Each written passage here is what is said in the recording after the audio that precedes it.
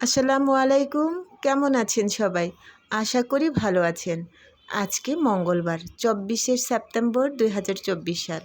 ২০২২ সালের এই দিনে আমি আমার বাবাকে হারিয়েছিলাম। আজকের দিনটাকে ভোলার জন্যে আজকে আমি বাসায় অনেক কিছু করেছি। আর সেইগুলো আমি আপনাদের সাথে শেয়ার করছি।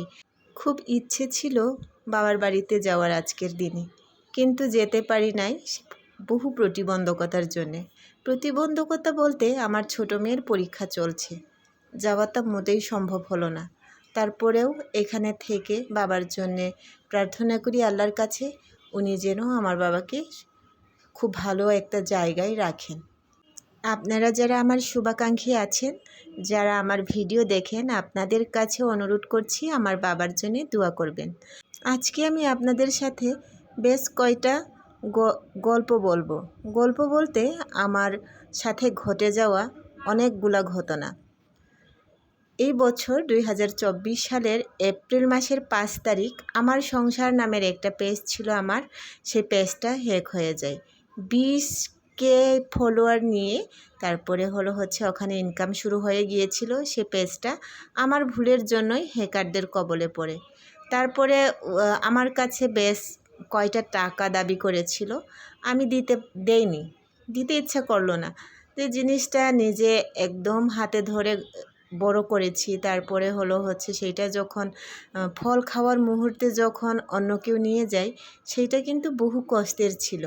নিয়ে গেছে ভালোই হয়েছে, যে নিয়ে গেছে সে মুখটাকেও এখন আমি খুব ভালো করে চিনি, কিন্তু কিচ্ছু বলছি না তাকে, শুধু দীর্ঘশ্বাসটা থেকে গেল।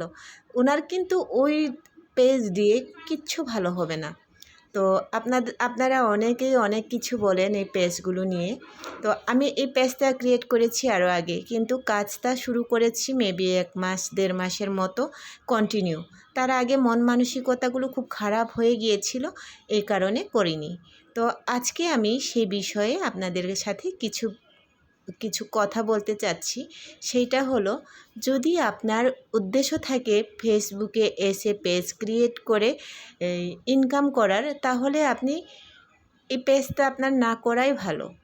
যদি মনে করেন এটা আপনি ডেলিগেটেড করছেন জীবনের জন্যে বা আপনার ভবিষ্যৎ প্রজন্মের জন্যে করার ইচ্ছা থেকে যদি করে থাকেন, তাহলে সেইটা ঠিক আছে, তাহলে সেইটা করেন। কখন যে এইভাবে করতে করতে আপনার সাফল্য আপনাকে ছোবে, আপনি চিন্তা করতেও পারবেন না। আর আরেকটা জিনিস বলি, আমরা যাই করি না কেন, আপনি যদি সফল না হন, তাহলে আপনার পিছনের ব্যর্থতার গল্প কেউ শুনবে না। যদি আপনি সফল হয়ে যান একবার, তাহলে আপনার ব্যর্থতার জন্যে অনেক মানুষ কান্না করার আছে, জানেন। কাজ করে যান, কাজ করতে করতে কখন আপনি সফলতার শিখরে পৌঁছবেন সেটা বুঝতেই পারবেন না। আমি এই ভিডিওটা আমার করার পিছনে কিছু কারণ, সেটা ১ নম্বরে হচ্ছে আমার ভবিষ্যৎ প্রজন্ম, আমি যখন থাকবো না তখন আমার এই দিনকাল, আমার জীবনযাপন এগুলো দেখবে।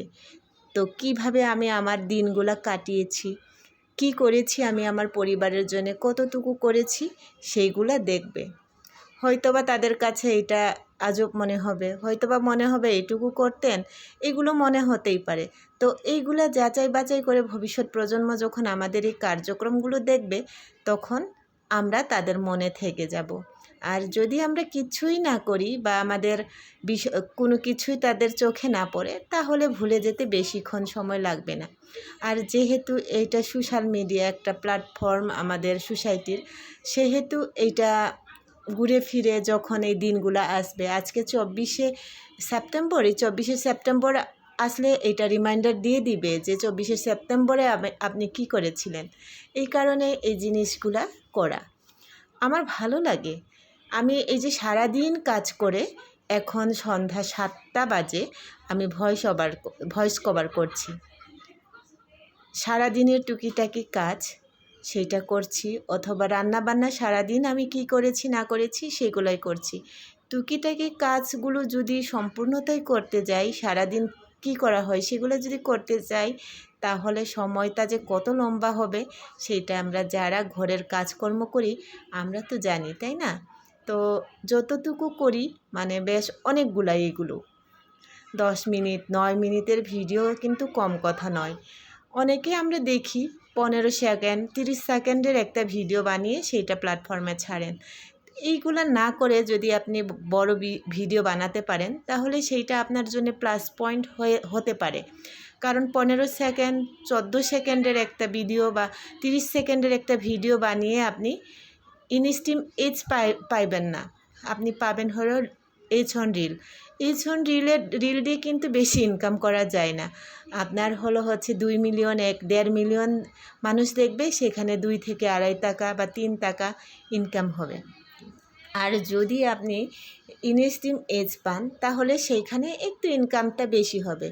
অবশ্যই কথাটা তাদের জন্য বলা যারা ইনকামের উদ্দেশ্যে ফেসবুক মানে এই সোশ্যাল মিডিয়ার প্ল্যাটফর্মে এসেছেন।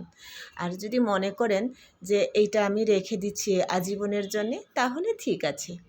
তো আমি তো এর আগে ইনকাম করেছি, এই কারণে এই অভিজ্ঞতাটা আমার আছে, তাই আমি আপনাদের সাথে শেয়ার করলাম। আমার একটা মাসে ইনকাম এসেছিল $107, যেটা আমি পাইনি, যেটা নিয়ে গেছে হ্যাকার।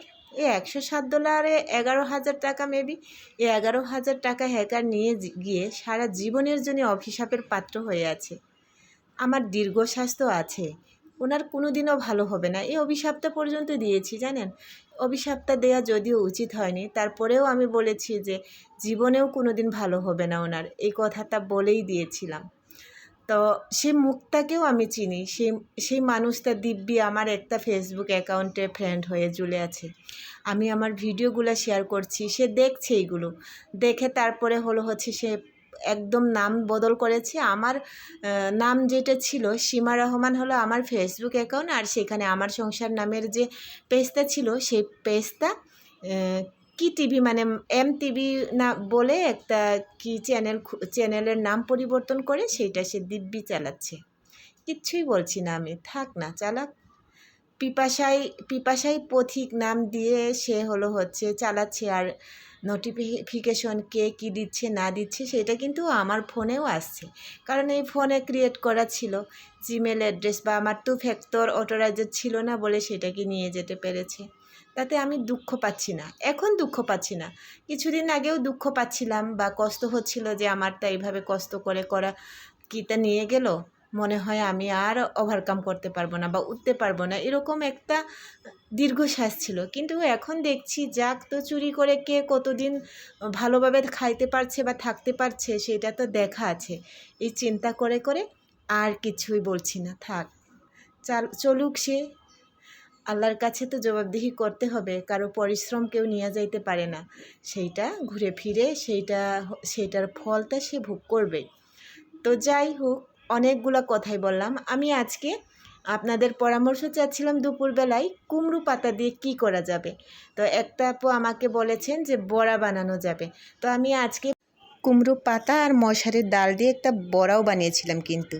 আর একটা লতিয়া মাছের এই যে পাতুরি বানাচ্ছি, এই যে এইটা কুমড়া শাক দিয়ে। কেমন হবে সেইটা তো খাওয়ার পরেই বলতে পারতাম বা বলতে পারছি, বেশ ভালোই হয়েছিল। মশলাপাতি বেশ অনেকগুলো দিয়ে বানিয়েছিলাম, তো মশলাপাতি দিলে তো যে কোনো জিনিসই সুস্বাদু হয়, তাই না? তো এই যে পাতুরিটা বেশ ভালোই লেগেছিল আমাদের কাছে। আর এই ডালটা বেটে মানে এই ডাল দিয়ে ওই যে পাতাটা আমি কুচিয়ে রেখেছিলাম আগে দেখেছেন আপনারা, সেই পাতা দিয়ে এই ডাল দিয়ে বড়া বানাবো। তো বড়াটা তো কুমড়ো পাতার বড়াটা তো ভালোই হয়েছে, খেয়েছি বিকেলবেলায়। তারপরে হচ্ছে রান্না করেছিলাম পেঁপে দিয়ে, মুরগির কয়টা হাড় ছিল সেই হাড় রান্না করেছিলাম পেঁপে দিয়ে, আর ডাল রান্না করেছিলাম। ব্যাস এইটা ছিল আজকে আমার সারা দিনের আয়োজন। এই কুমড়ো পাতাটাকে একটু লবণ দিয়ে মাখিয়ে রেখেছিলাম, এবার পানিটাকে একদম নিংড়ে ফেলে তারপরে এই ডাল আর একটু রসুন দিয়েছি, এখানে আমি পেঁয়াজ দেইনি, একটু কালো জিরা দিয়েছিলাম, একটু মরিচের গুঁড়া, এগুলো দিয়ে বেশ ভালো করে মাখিয়ে এবার এটার বড়াটা ভেজে নেব। তো নতুন একটা আইডিয়া, মানে কুমড়া শাক তো সচরাচর খাওয়া হয় না, কুমড়া শাকের স্বাদটা একটু টেটো ভাব, এই কারণে অনেকেই খাইতে চান না। তো আমি আজকে এই বড়াটা বানানোর পরে বেশ ভালোই লেগেছে, আর কুমড়া পাতা তো মচমচাও হয়েছে, আমার কাছে ভীষণই ভালো লেগেছে। এটা আমার শাশুড়ি মা দিয়েছিলেন, বাড়ি থেকে। তো কি খাবো, কিভাবে খাবো সেটা ভেবে পাচ্ছিলাম না। শেষে এই যে ডাল দিয়ে বড়া বানালাম আর হচ্ছে লটিয়া মাছ দিয়ে পাতুরি বানালাম। কেমন লেগেছে আমার আজকের এই আয়োজন অবশ্যই জানাবেন। আজকে এই পর্যন্তই। সবাই ভালো থাকবেন, সুস্থ থাকবেন। কথা হবে নেক্সট কোনো ভিডিওতে। সেই পর্যন্ত আল্লাহ হাফেজ।